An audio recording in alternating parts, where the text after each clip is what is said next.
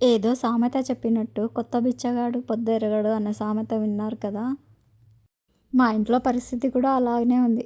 ఏమంటూ ఈ పొంగనాలు పెన్నం తెచ్చినామో, వారానికి 3, 4 సార్లు పొంగనాలు, పొంగనాలు అంటున్నారు. లాస్ట్‌కి ఈ పొంగనాలు వేసి, వేసి నాకే విరక్తొస్తదేమో!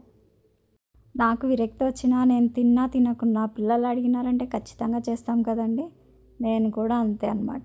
ఈ పొంగనాల్లో మళ్ళీ ఉల్లిగడ్డలు వేయకూడదు, పచ్చిమిరపకాయలు వేయకూడదు. ఓన్లీ దోస పిండితోనే అలా వేయాలి. అలా వేస్తేనే వాళ్ళకిష్టం అనమాట.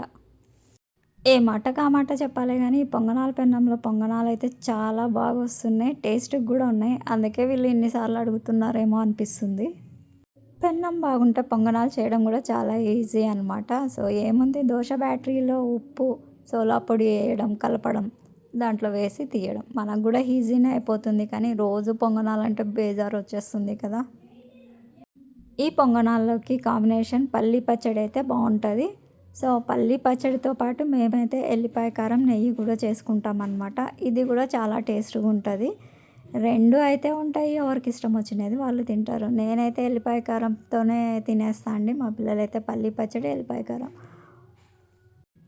ఎల్లిపాయ కారంలో నెయ్యి యేసుకొని తిని చూడండి. టేస్ట్ అయితే చాలా బావుంటది. నేను చెప్పినా అని కాదు. మీరు గూడా ఒకసారి ట్రై చేయండి. పల్లీ పచ్చడి కొద్దీ కూడా ఎల్లిపాయ కారం, నెయ్యి, పొంగనాలైతే సూపర్‌గా ఉంటాయి. సో, అదండి ఇవాల్టి వీడియో. చూడండి అలా డెకరేషన్ కోసం ఎల్లిపాయ కారం మధ్యలో ఏసి, పైన నెయ్యేసి, చుట్టూరు పల్లీ పచ్చడేస్తే సూపర్ టేస్ట్‌గా అనిపిస్తుంది.